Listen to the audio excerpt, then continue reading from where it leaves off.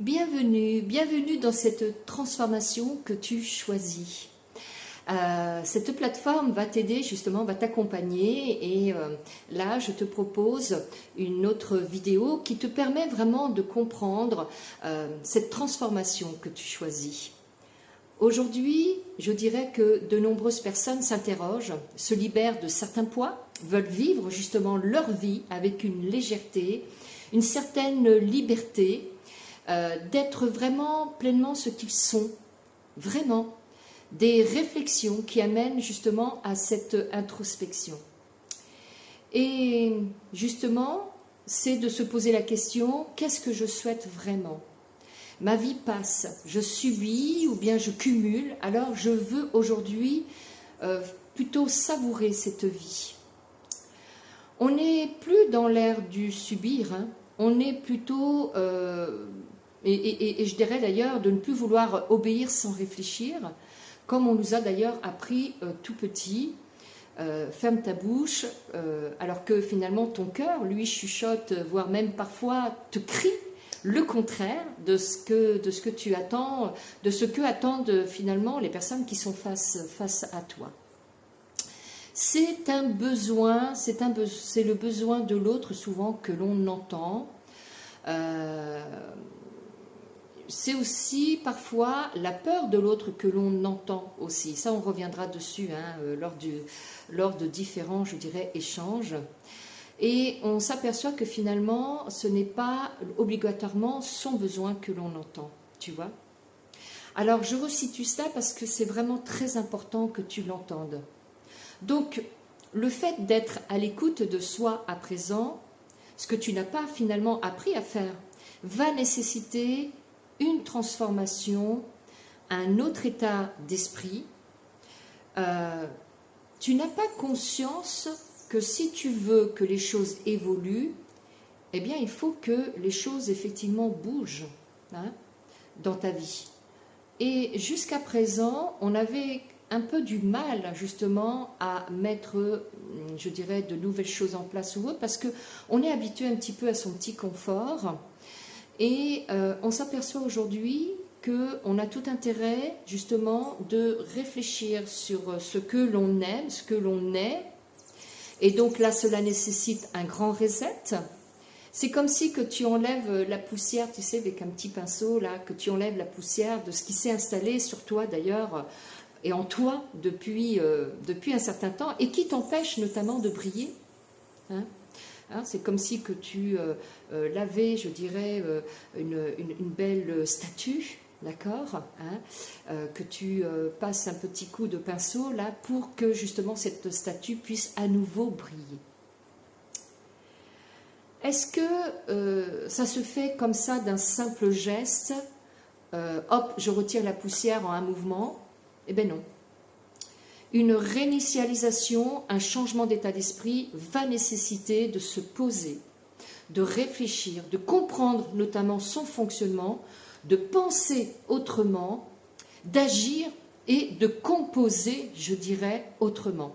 C'est vraiment un autre état d'esprit à mettre en place, ce qui n'est pas une chose simple. Hein. Pour les personnes qui se prennent en main, eh bien, ça se met en place.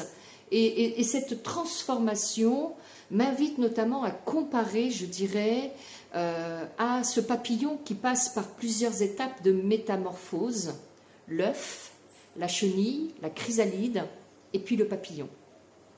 C'est souvent d'ailleurs utilisé comme métaphore hein, pour le développement personnel, je pense que vous l'avez déjà remarqué, et ce processus symbolise donc la croissance, le changement, je dirais même l'évolution que nous vivons dans notre propre cheminement justement intérieur. Hein. Alors, je vais t'évoquer quelques parallèles entre cette métamorphose de ce développement personnel. Je t'ai donc indiqué l'œuf qui est donc le potentiel latent. Comme l'œuf du papillon, eh bien, cette première étape représente un potentiel en nous, encore non réalisé, et cela peut être par exemple un rêve, une aspiration, une prise de conscience que nous avons besoin de changer et d'évoluer. Ça, c'est vraiment le début de ta transformation. Ensuite, nous avons la chenille. Mais la chenille, je dirais que c'est comme l'apprentissage, une préparation. La chenille qui se nourrit, qui grandit, symbolise la phase d'apprentissage et de préparation. Dans notre développement personnel, c'est le moment où nous allons acquérir de nouvelles compétences, des connaissances, des expériences. Cette phase peut parfois être inconfortable, car elle nécessite, je dirais, des efforts et parfois aussi du temps. Ensuite, nous avons la phase de la chrysalide, qui est finalement la transformation intérieure. Lorsque la chenille entre dans le cocon, elle se transforme en profondeur, loin du regard extérieur. Et cette étape représente l'introspection, le travail intérieur. C'est vraiment un moment où l'on se retire peut-être du monde extérieur pour mieux comprendre qui l'on est, pour pouvoir se confronter aussi à ses peurs, à ses limites et se reconstruire. La transformation n'est pas visible de l'extérieur, mais elle est cruciale. Et je peux vous garantir qu'à l'intérieur, ça bouscule beaucoup. Ensuite arrive la phase du papillon, cette renaissance, cet épanouissement. Le papillon, lui, il émerge de sa chrysalide, transformé. Il est là, cette fois-ci, capable de voler et d'explorer vraiment le monde.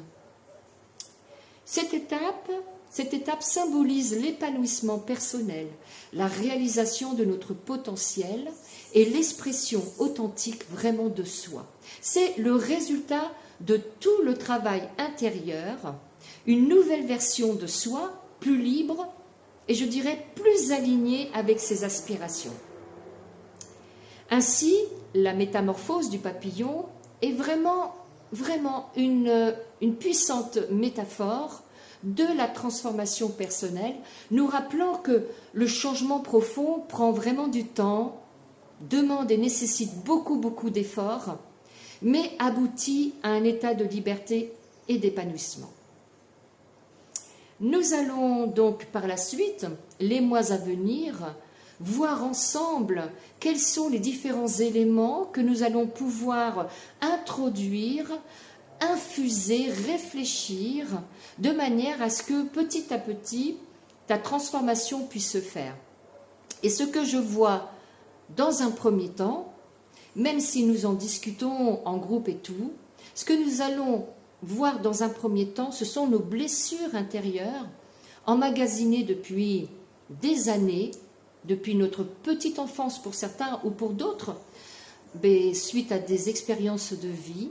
Nous allons donc réfléchir à ces blessures, pourquoi elles se sont installées, qu'est-ce qui fait que ces blessures sont tellement présentes qu'elles nous empêchent d'évoluer, d'avancer, et qu'est-ce qui fait qu'aujourd'hui nous souhaitons passer à une autre étape qui est de pouvoir se débarrasser de ces blessures pour enfin, une bonne fois pour toutes, se concrétiser, pour une bonne fois pour toutes, retrouver une paix en soi, pour une bonne fois pour toutes, s'harmoniser à qui nous sommes et s'épanouir.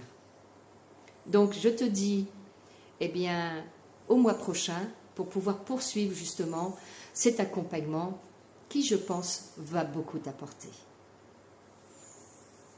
À très bien vite.